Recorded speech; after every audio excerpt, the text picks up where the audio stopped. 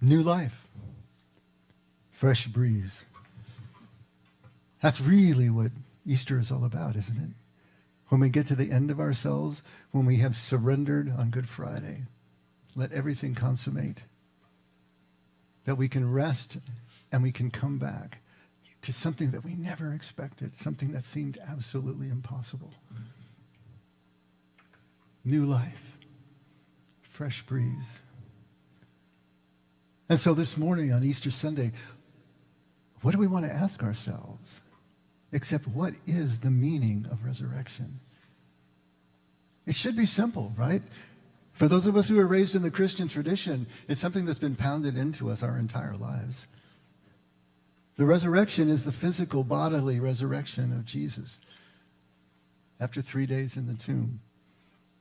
And because Jesus rose bodily from the grave, it is the proof that he is the Son of God. And if he is the Son of God, then therefore he has the power to save us. He has the power to resurrect us, resurrect humanity, bring us back to new life. And yet, as simple as that may sound, and as straightforward as it has been for most of us, most of our lives, it's controversial. Absolutely controversial. Christians and throughout Christianity, throughout Christendom, are all over the map when it comes to the resurrection. Now, most of us agree that Jesus is alive, but not how Jesus is alive. There's one Episcopal priest who wrote a book saying that the resurrection is something that the disciples had to learn, had to see, something that they realized spiritually within themselves. And that overshadowed any question of a physical resurrection. That's pretty extreme. But it's part of Christianity. It's part of Christian thought. As we come to these scriptures, we find ourselves looking at them in different ways. We find them speaking to us in different ways. Ultimately, the resurrection is a matter of faith. Always has been since the very beginning, and it remains so today. But where can we look for guidance?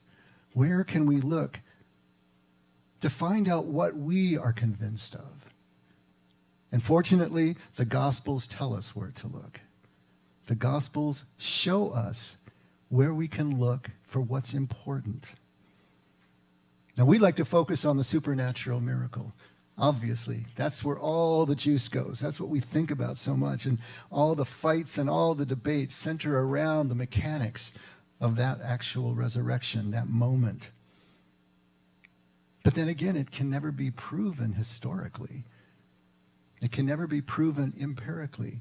It remains a matter of faith for all of us, if we're honest about it. But the Gospels show us to look for what's important. The Gospels will give us the main takeaway that we need. Notice this. The Gospels focus on the effect that the resurrection had on Jesus' followers, not on the resurrection event itself. Have you ever noticed that? Have you ever thought about that? Because it's a huge distinction. And it makes us crazy because we want the details. We want to know what happened in that tomb. We want to know how it all worked. We got the Shroud of Turin. We got all these things. We're trying to figure it out. How does it work? Give me the details. I want to know. But the resurrection happens offstage. We get no details. The story simply picks up after the resurrection.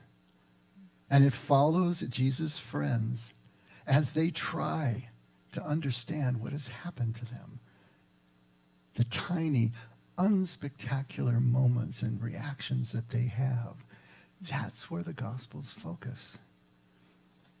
The story in the Gospels tells us where to look for meaning, not at the miracle itself, but how the miracle affects the lives of everyone who considers it.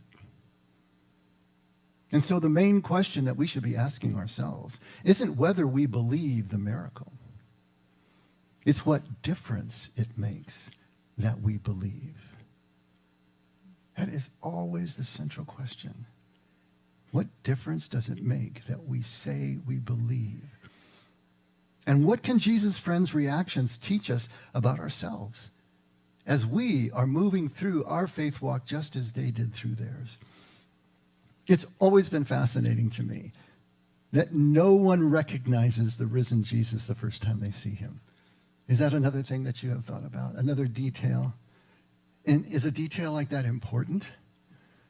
I'll tell you what, the Gospels are pretty short. There's not much there. And they're compressed and they're concise. So every detail that is there is for a particular reason. There are no wasted words. Every detail is on purpose, showing something that needed to be conveyed through the original intent of the authors. Remember that great quote from Mark Twain? If I had more time, I would have written a shorter book. It's hard to write short, but when you do, you are absolutely concerned with every word, every line. Is it relating to what you want to say? You're not throwing a bunch of adjectives at this. If there is a detail there, you can bet it's important. Now we wonder, because we're looking at this literally, it's what we do, right? We wonder, did Jesus look different somehow? When they first saw him, that he had a different face? Was he somehow trying to hide himself for some reason? Why would he do that? Well, we don't know, but what's going on here? Why wouldn't they recognize him? They just spent the last 3+ years of their lives, day in and day out with this man. How could they not recognize him when he's right in front of them? But when we look for these physical reasons and we limit ourselves to a physical understanding, we're missing the gospel's point. It's not about Jesus' appearance at all. It's about the followers and our reaction and responses to seeing something that we could never conceive of, seeing something that to us seems impossible. And so the point that the gospel is making is that seeing the risen Jesus is a process, not an event. It's a process of becoming ready to see the impossible in your life, to see something that absolutely could not occur according to everything that you know about yourself and the world, science, everything. Now, in saying this, what I am not saying is that this wasn't a physical event. I'm not saying that. But what I am saying is that the Gospels put the overriding importance on the spiritual process that Jesus' followers go through in order to be able to recognize him as risen, to see him as risen. And the implication here is that without the process, the event doesn't exist, not for us, until and unless we have gone through the process of becoming ready to see. Because it is beyond physical seeing that we're talking about here. The spiritual process of becoming ready, growing new eyes, as Jesus loved to say, he who has ears, let him hear. He who has eyes, let him see. This is what we're trying to do, is grow the new eyes that we can see something that has eluded us before. And this process is always based in intimacy. I love the Psalms. Taste and see that the Lord is good. Taste and see. Not sit and think. Taste and see. We can think about something remote. We can see something across the parking lot. But when you taste something, that's the most intimate thing that you can do. It's the most vulnerable thing that you can do. Taste and see. This process is going to take us into a vulnerable intimacy without which nothing occurs. Think about that. Always based in intimacy. And so the first followers' reactions, Marion read one, and Marion read one, Vernon read one. But think about Mary's first reaction. She comes out of the tomb. She doesn't understand what she's seeing. The tomb is empty. She's imagining that someone stole the body. She's breaking down. She's sobbing. And then she hears this voice, "Why are you crying?" And she tries to get herself together again. You know, they've taken my Lord. She is handling this as if she would handle any transaction at the marketplace, you know, because she is fully expecting Jesus to be where they planted him on Friday night, and he's not there. It's not until he says her name, right? Miriam. Miriam. It's like it breaks the spell. Just the sound of that name, the way he would have called her 1,000+ times. The intimacy of that call, the sound of his voice breaks through. And suddenly she sees.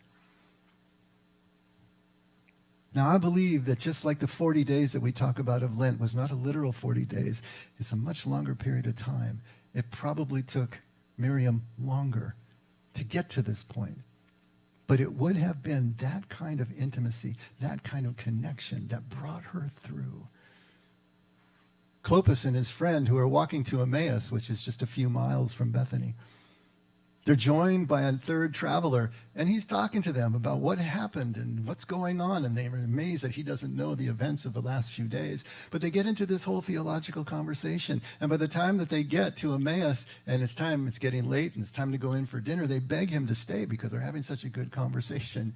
And it's not until sitting at the table, just like they did a few days before, when Jesus breaks the bread and passes it out to them, suddenly they realize just that gesture, that simple, tiny gesture that they had seen 1,000,000 times, that grounds them again, breaks the spell, breaks them through into being able to see.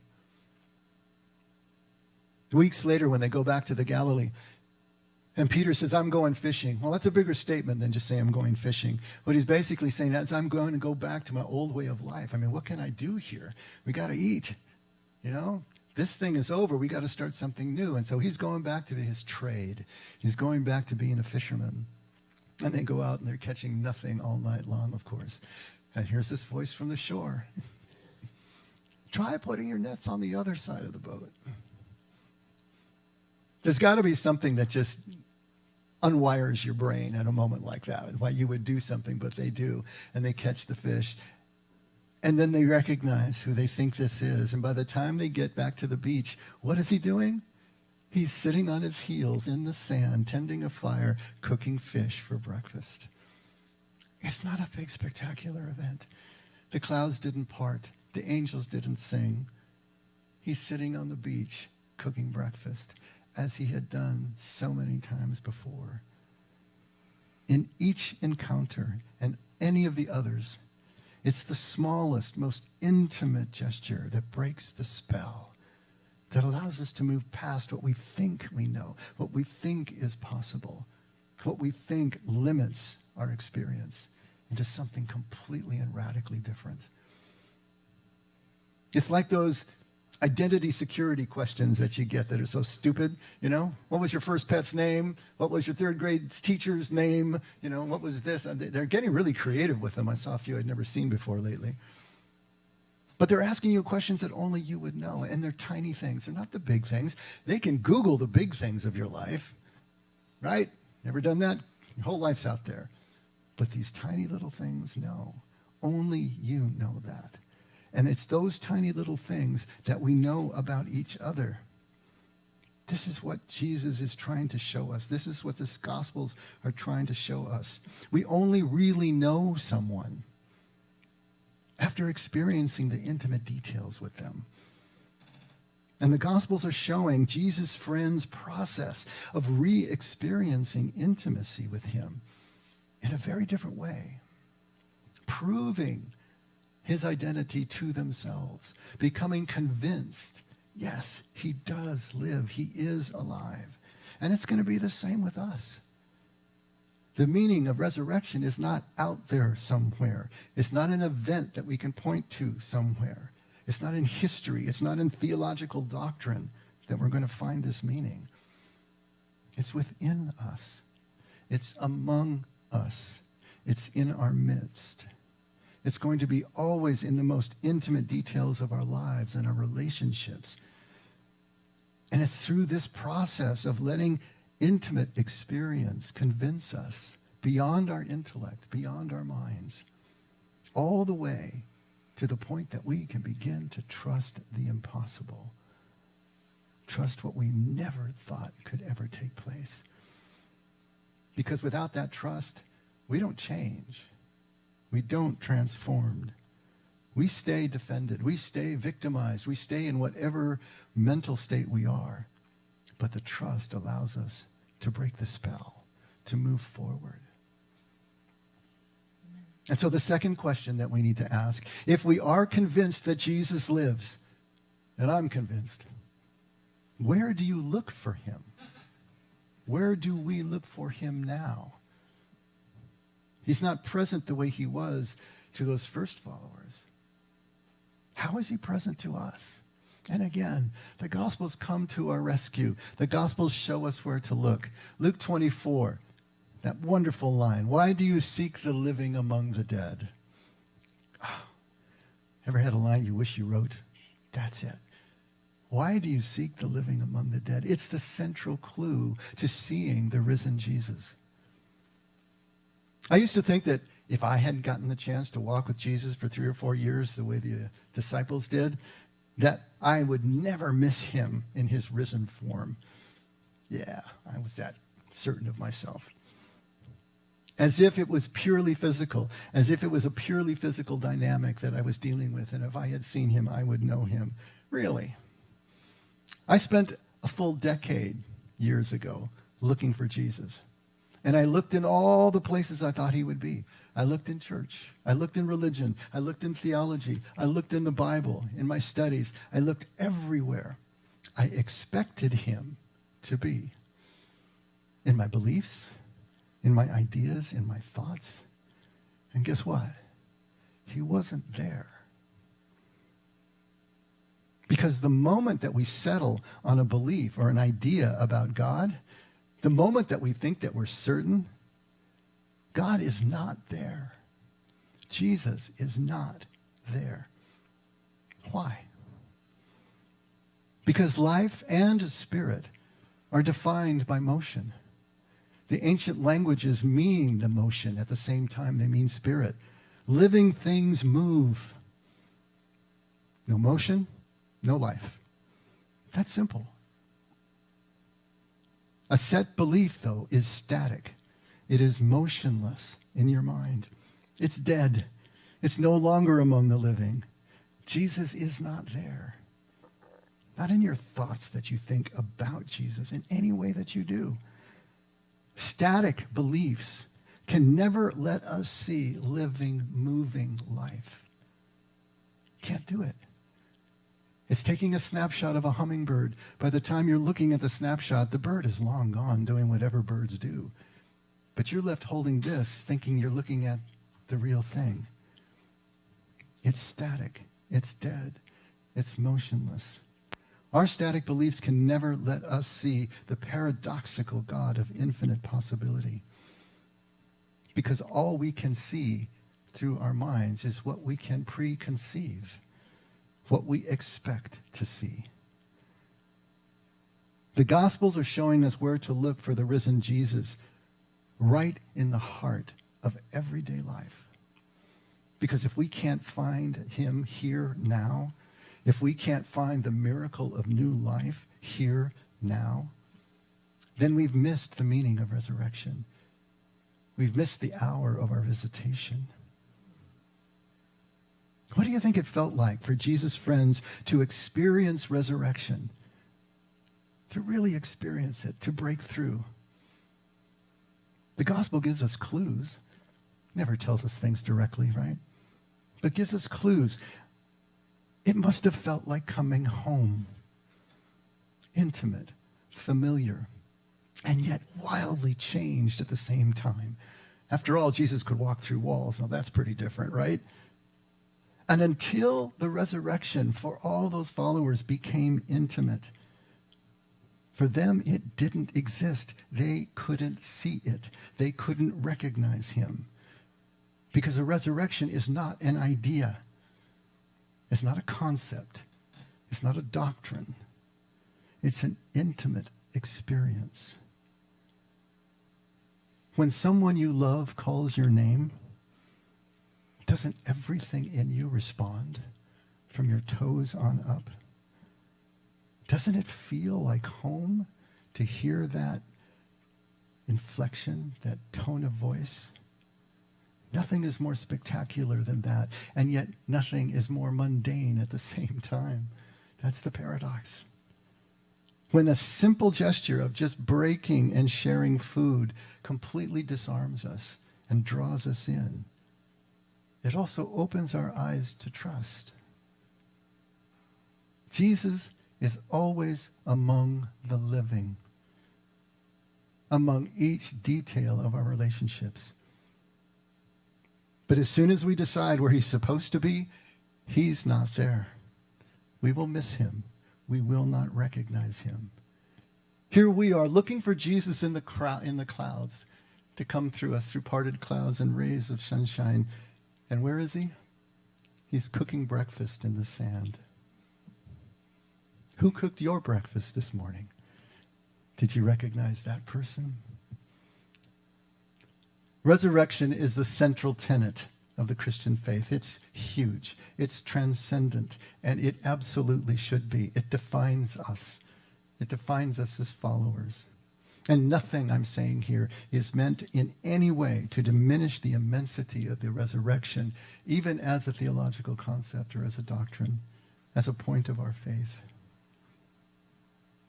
But as long as that concept, that doctrine remains just a theological concept, something that we will debate, then it hasn't affected us intimately.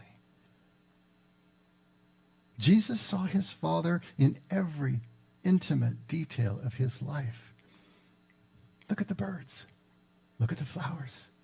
Everything that he saw as a reflection of, an embodiment of his Father. And he called such awareness in life kingdom. Live this way. See this way. See this new life. See this fresh breeze in everything that you do. His friends couldn't see that he had risen until they saw him in every detail of their lives. Right here, right now, right there, and right then. And neither will we. Because it's not what you believe. It's what difference it makes that you believe. We find the living and risen Lord in each face and each embrace, or not at all. This is what the Gospels are trying to tell us, that Jesus is always in motion, among the living, in motion, our motion, among the living. That's us. We are the living. Where are we going to find Jesus? Look for him here. Look for him now. Look for him in every connection that you live and experience. He is here, now, within, among, in the midst of, always among the living, never the dead. If we can adjust our sights, if we can see what the Gospels and where the Gospels are pointing us, we can realign, reprioritize the most important things about our faith moving forward, the most important things about us as followers going forward. And we can start to cherish every moment, every face, every embrace along the way. That's the message of Easter.